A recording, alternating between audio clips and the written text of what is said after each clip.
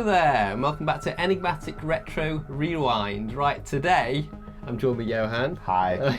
As always. Yes. Today we're doing Brainscan on the Trashometer. We're bringing it back, aren't we? Yeah. Well, we saw it with Speed 2. Yeah, we did. I'm glad. That was we're getting into it now. Now we're in the trash tapes mood. Yeah. We're kind of like bringing up some more films. So Brainscan, yes, starring Edward Furlong from 1994.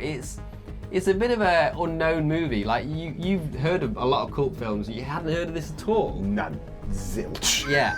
And my friend told me about it a while back, and I was listening to Edward Furlong podcast, and it sort of thought, well, I'll check out more of his movies. Oh, okay. So that's how you stumbled into this. Yeah, so this is the first time watching it for both of us.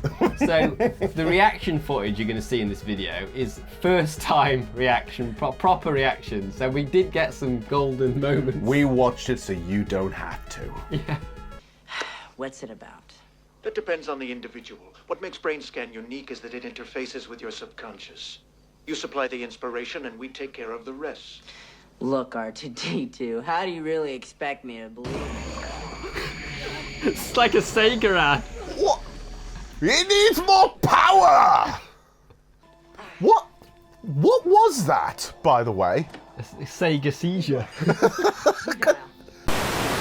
So, why does this classify as a trash tape for us? I would say the first thing when I looked it up, 19% on Rotten Tomatoes. That's a good indication it should be a trash tape, maybe. That is a good indication if it's been reviewed pretty poorly. Yeah, and I looked up. I mean, pretty much every critic review at the time, you know, like Siskel and Ebert and that kind of thing, all negative. The premise of Brainscan does ask a frightening question. If computers can create a convincing level of virtual reality, how will you be able to tell the real world from a digitized one? But the movie isn't able to deliver in a clear way on that premise. It tries to have things both ways, confusing computer science and pure fantasy, until finally we're forced out of the movie and left on the sidelines to watch these characters trying to figure everything out. The only people who like this tend to be horror fans, you know, like. So the video reviews you'll see of like for people who like cult horror, well, they might be positive, but every critic at the time, and perhaps even a bit now as well, don't like this movie. Yeah. Yeah, I get the vibe for that. What the hell? What is happening?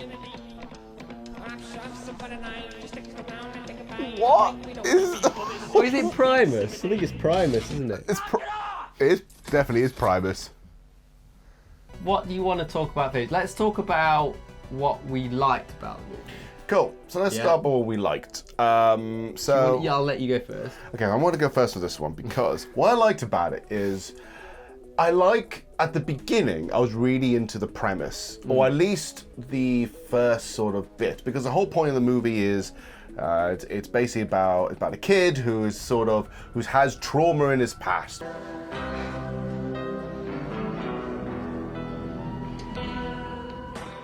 Sounds like the opening to like a metal song that's about to get heavy. But I don't think this song ever will. Like is all intro. Like you get duh, duh, duh, duh, like it's gonna go like that. Ooh.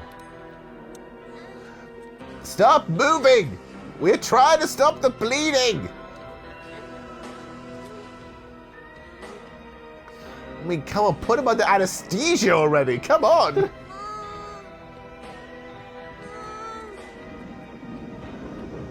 But for some reason, he's also very much into high-tech stuff. Yeah. And the latest tech of the time. The latest tech of the time, and he gets a disc in the mail for a game called Brainscan. It's on CD-ROM! Oh my god, look at that!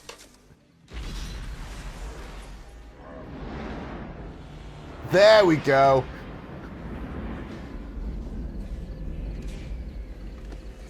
Listen carefully. For the next 2 hours, you're going to experience mind program entry. That's a powerful force, not unlike hypnosis, transmitted through the television's blanking signal. It's going to alter your reality. Who the hell are you? And apparently this is supposed to be an interactive horror experience, almost a little. I think the trailers and maybe some of this, and even what's written in the back of the cover of this, is misleading because it seems like it's virtual reality. Yeah. Yeah, definitely. But it isn't entirely. I'm hoping for some like Lawnmower Man style graphics in this, but it might not be. It might not be I that. don't think it's that expensive. I get the feeling this is more Peeping Tom kind of vibe, right? Choose one. It's probably better they just like shot the footage like live action, because if they actually use computer graphics for this, it would look really bad now, wouldn't it? Like really dated. Yeah. Although I would have loved something, like, a little glitch, a couple of pixels here and there, something. Because it's bloody good graphics. Yeah, best. But I did like the first premise, which is the first bit of it, which is like, he puts the game in, loads of flashing lights, and then suddenly murder happens. And we do it from like the Peeping Tom perspective. So it's from the point of view of someone, the murderer, the player, whatever it is. Which is always pretty creepy. Yeah, it's very creepy. It reminds you of Halloween, Peeping Tom, all this kind of stuff. And it works really well. And it's weird and it's quirky and it's kind of funny and really, really cool. I really like that as a premise. So, yeah. It kind of reminded me, I don't know if there was a TV show a while back, like a long time ago, called Killer Net. I'll send you a CD-ROM through the mail. Can't you upload it? Not this sort. It's hard. Copyright rules.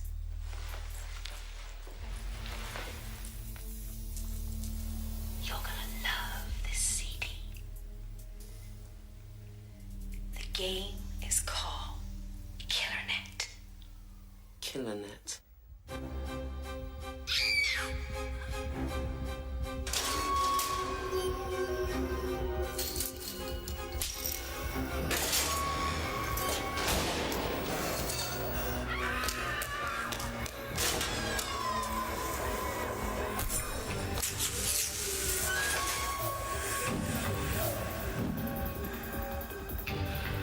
Welcome to Killer Net. You are about to plan and execute the perfect murder.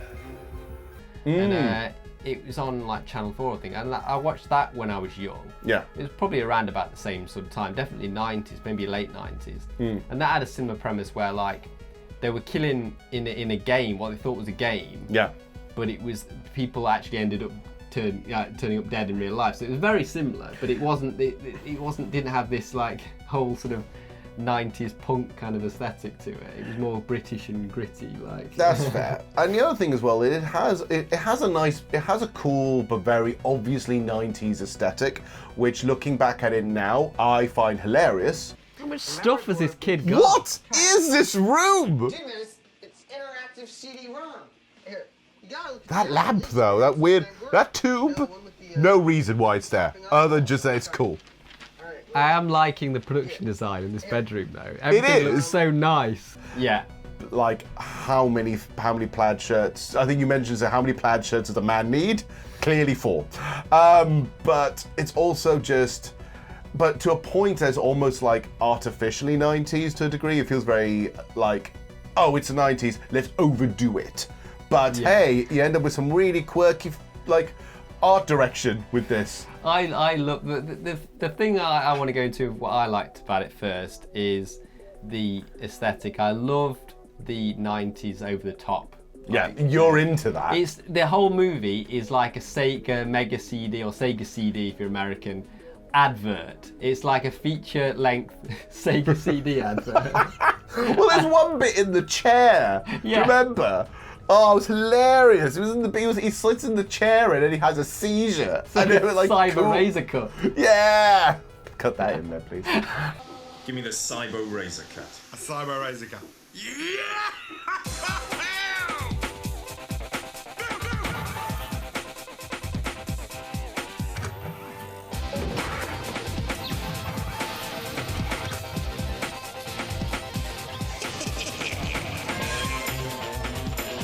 There are over 100 Mega Drive games. They get faster, they get harder. What are you going to do to keep up? Next. To be this good takes Savior. But yeah, great. So his bedroom is like any kid that watching this particular time would have like be so envious of this bedroom. He has everything you would want as a kid that you couldn't probably afford, like loads of CD stuff, CD was still quite new back then. I know it had been around since the late 80s, but it only became like available for the masses in the 90s. People actually started buying them sort of, and then having the players and stuff like that. So it was all like, the game is on CD-ROM. It's like, oh, it's exciting. The graphics are going to be amazing. It's no longer on floppy disk. Yeah. It's got also lots of rock and grunge stuff. This one will scare the hell out of you. Here.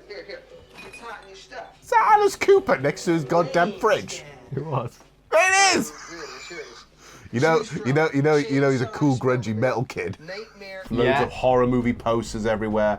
And something we want to mention as well, because the cool aesthetic, is Igor, the AI assistant. Yeah, and it's like, I don't know whether you could even do that stuff then. No. It's just saying, right, we want to show this kid is quite techie. Yeah. So let's give him an AI assistant. Yeah, definitely. What else did I like? Well, we've brought up the music and stuff like that, and all it's basically the things he's into are the stuff I'm into, like horror and like metal and all that kind of stuff. Especially like when I was sort of his age, all that stuff that he liked, I was into. So it's got that. And are you seeing yourself as like saying, God, it's like almost like a surrogate going, God damn it, I wish I was there now, because it's very much you.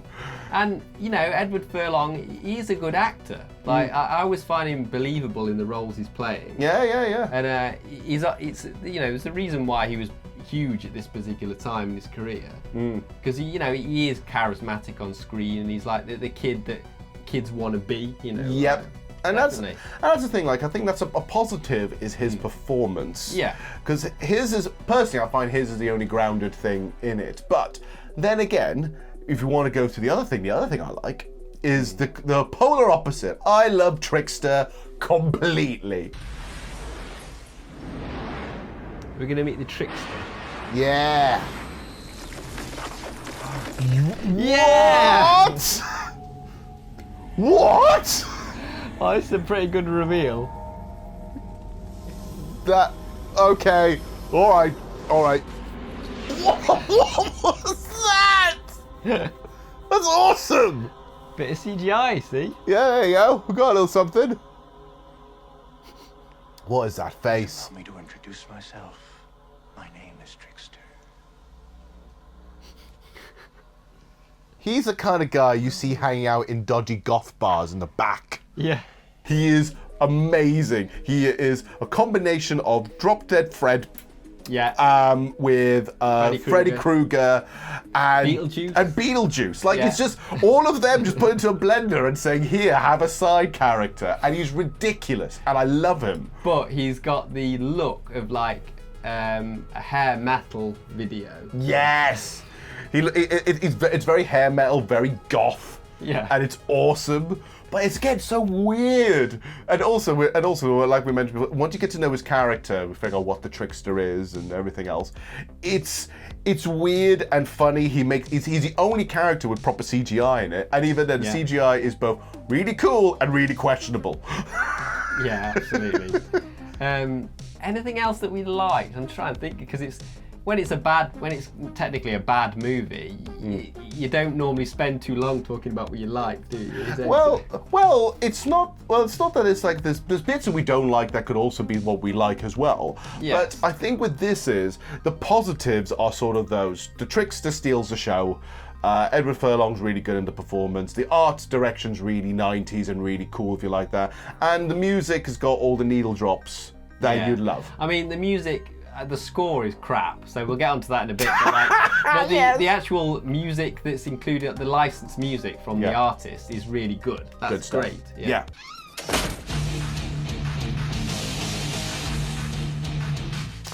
Not gonna lie, I kinda like the soundtrack. It's a good soundtrack. At least the needle drops. I don't think the score is anything to shout about. No. Bow, bow, bow, bow. Bow, boo, boo, boo, boo, boo. So, what don't we like about it?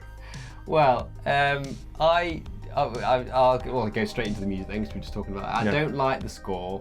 I don't like the fact that there isn't really...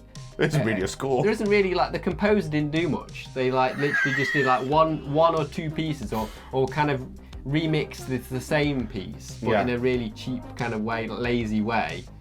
Like, boom, boom, boom, boom, all the way through the movie. Which, at the beginning, this is kind of moody and cool and very 90s synth, and I quite like it. But then it plays for the entire movie. It's pretty much he made one track and said, this is all you're getting. Here's 10 minutes, go and place it in places.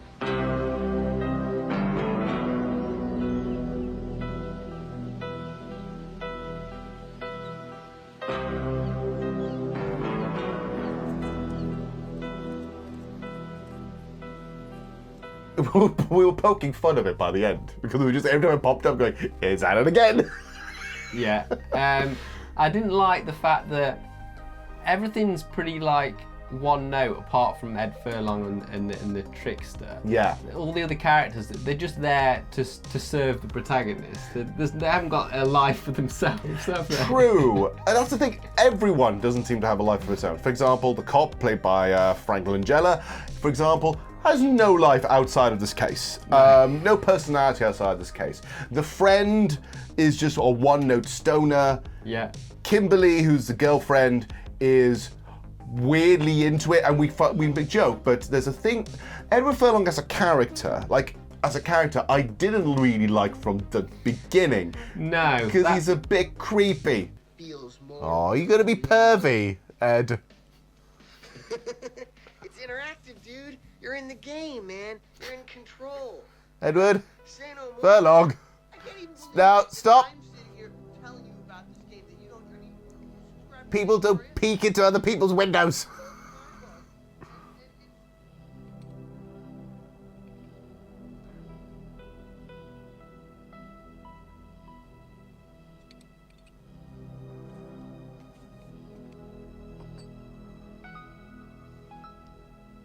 Oh, she knows he's watching. Oh no! Buddy! You lost points now, mate. You've lost points. Everyone does something, every character does something particularly creepy. And it's all just seen to be passed over and fine in this world. Like we've got the headmaster who very openly does not like Michael, aka Edward Furlong. But to the point where you sit there going like, you want to murder him in your sleep, don't you? Why? Why do you watch these films? Really? Yeah. Help me understand. I guess it's kind of an escape. Like lighting up a marijuana cigarette and escaping the real world, Like watching a pornographic sex film, getting an erection and raping someone, is that what you mean? He's saying this from experience. And it's not subtle. No. And I feel like because there's barely any characters that you like other than the bad guy, it kind of makes you difficult to properly get on board with it. But is that intentional? Because like in horror films, they often make you root for the bad guy, don't they? True, but this is the bad guy manipulating a kid to murder people. It's not like Freddy Krueger who's doing the killing. This is like, hey, you should do it. And like that doesn't work because he's not the one doing the murders. It's Edward and other people. So I feel like this movie, if the tone was different, like if it wasn't like a PG-13, AK like 15 certificate, this would be a really sick premise. Like, 'cause it is pretty sick what's going on, the topic and stuff, like convincing like a teenage kid to like kill people and stuff like that. But the way the tone in the movie is kind of light, isn't it? Yeah. So here's sort of the thing as well. There's a subtle message here, which I think is a double standard of this movie, because Edward Furlong's character runs the horror club. It was created for intellectual enrichment, which is why I have such a problem with this horror club of yours. What was that film you were watching? Death, death, death. Death, death, death. Great title. Part 2. Part 2, The Return of Death. He loves horror movies and playing horror video games, like we do. Yeah. But point being is, the movie is trying to say, hey, that will rot your brain, and that will make you do things, because that's what the headmaster believes. Yeah. And also that's what the game kind of makes you believe for a while, because the whole point is like, oh, you're playing a horror video game, but actually by playing a horror video game, you're doing the murder. Yeah. So its message is not. It doesn't stick the landing and doesn't know what it wants. Does it want to? Does it want to support?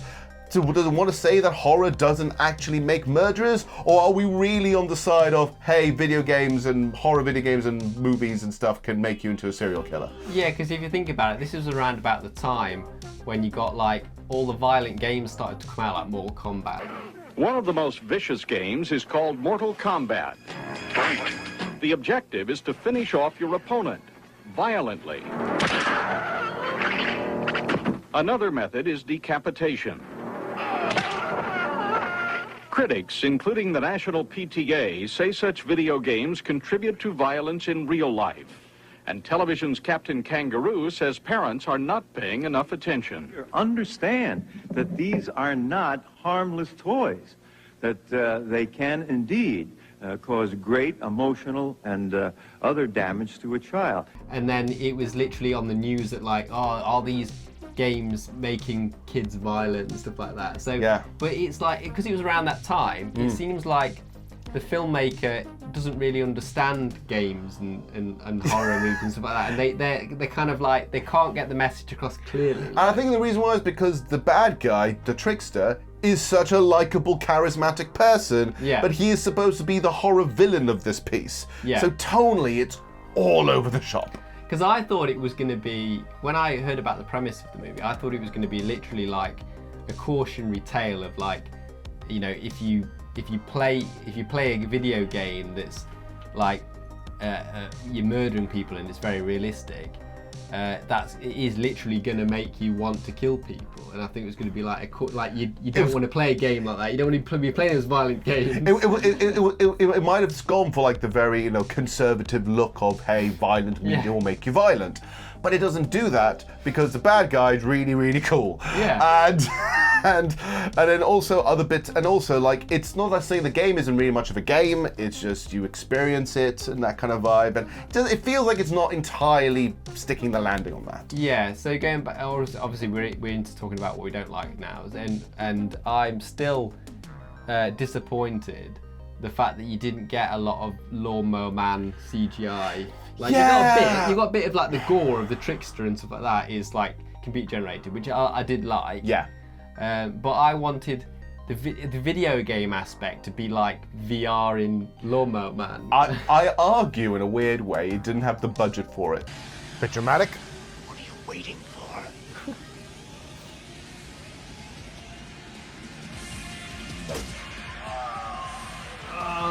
Right in the butt! And the cat's looking and everything.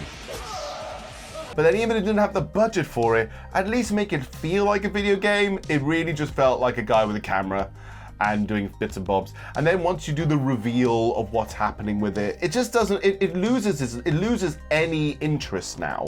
Yeah. Like, so once you figure out what's actually going on with this video game, brain scanning you to literally brainwash people into doing real murders, right? It no longer feels as interesting anymore, and I just want to see the trickster do funny stuff. I lost my interest after that. Yeah, the movie, another thing, I suppose we could start to close out now because we're going to be talking about the ending. Yeah. So another bad thing about the movie is the way that it can't make up its mind what it is at the end. Yes. It was really going in a pretty good way of like building up to a kind of a bleak ending where, you know, he had a lucky escape, but he did actually do these murders. Yes. But then it kind of just sort of abandoned it for like some kind of weird happy ending.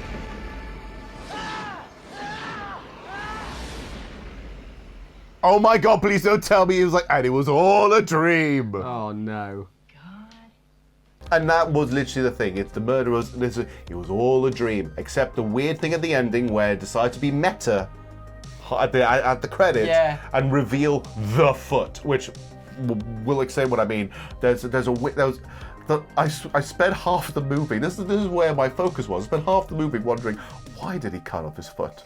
I know. Why did he cut off his foot? So it seems like it's going back and forth from is it real, is it real, or isn't it not? You know, like and like it almost seems like one of those things where it's like, oh, we've test audience that and they didn't like that, so now we've had to put that back in. It felt a bit like that, like with the foot thing at the end. You kind of feel a little bit like by committee saying we need to wrap this up better. Yeah, it doesn't feel like, it just feels like it's tagged on.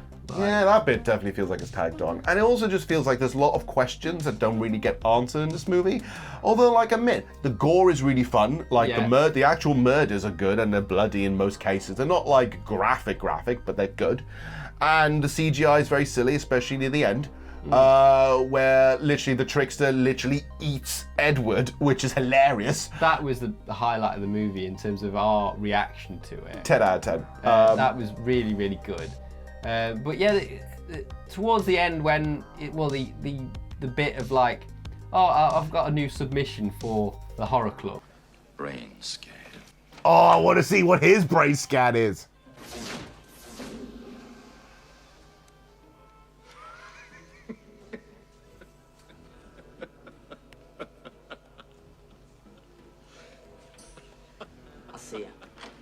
And it's like, oh, you. Oh, look at you. Look at you.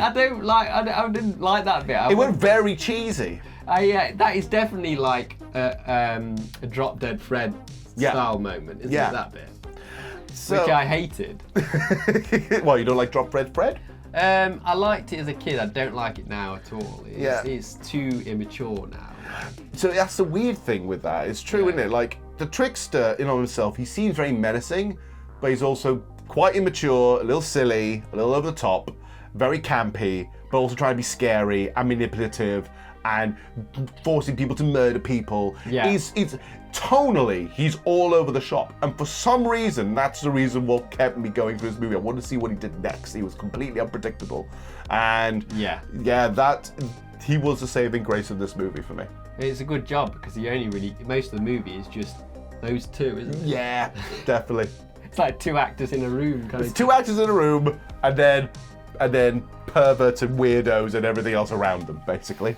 Yeah. Okay, so we should get onto the Trashometer then. Yes. Trashometer. So let's have a think for a second. So for those who might be first time ever watching this video, for some reason watching it, let's explain the Trashometer, because we believe Trashometer is a different kind of scale. It isn't like it's not like a letters or star ranking. No. It's the idea that a good bad movie, a good trash movie, a trash tape, as it were, needs a perfect amount of good and bad, and it needs to be done with such a balance that it becomes hilarious and a fun time to watch, and you can watch this bad movie over and over again, right? Yeah. At the very bottom of the scale is tame. Ain't it a crying shame? I'm so tame. And tame is basically, it's boring, it's not really fun, it's like bad in a boring way, right? Then there's a tiny bit trashy. just a little bit more. Tiny bit trashy. And tiny bit trashy means we had a bit of fun, but it wasn't trashy enough in places and it could have been more trashy. Yeah. Then trash, which is right in the middle, it's the perfect combination of stuff. It is the perfect dish of trash. It's got to be Perfect trash. Then you got too trashy. too much of something is bad enough. Too trashy. Now, too trashy is, we're having fun with it, but now it's starting to lean more into annoying more than anything else. So we're still having a good time, and there's still some great moments, but it's starting to annoy us. And then it's torture.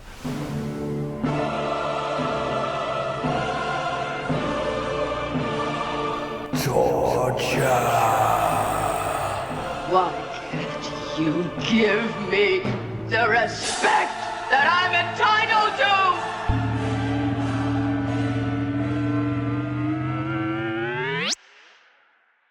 which is it's a bad movie because we're angry at it, we're annoyed at it, nothing seems fun anymore because quite literally it annoyed us more than we enjoyed it. Yes. So basically, in it, when watching a bad movie, there's no good. It's just levels of bad. Yes, but you need the right balance of it. Yeah, definitely. So, do you want to go first, or should I go first? Now, let's go for your thinking first. Where do you think this falls under? Unfortunately, I think it leans more to tiny bit trashy, because I don't think the movie's tame because it's got some golden like moments in it. Like hell yeah. That's like proper like, wow, that was awesome. But it's nowhere near perfect. It's not perfect trash in the middle of the scale.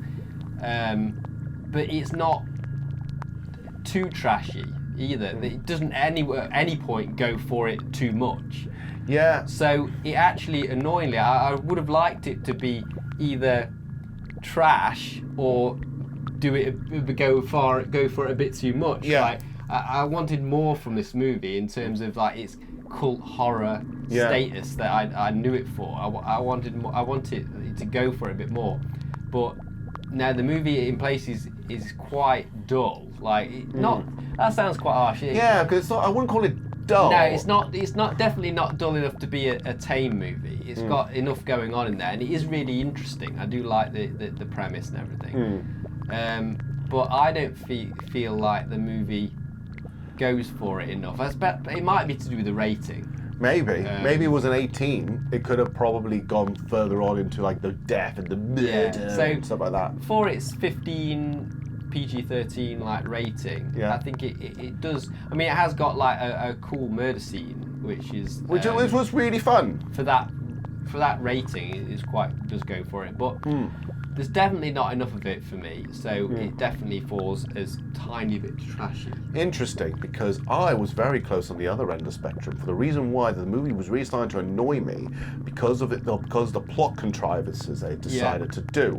So at moments, like when you figure out what's going on, and let's just say, I'm not going to ruin it per se, but when we realize where he just gets up the chair, for example, or when the ending happened and the thing like, oh, it was all a dream, that really bummed me out and really got me annoyed. Yeah. But is that just that's just one moment in the movie though? Yeah, and that's the thing. It's like not that. all throughout. It's not throughout. So I was thinking, oh, is it too trashy? Because I really didn't like the ending, and I really thought that's the reveal of what was going on. Just felt a little bit. It lost luster, but it wasn't throughout. What it basically did was it had an idea, and it chickened out a little too early.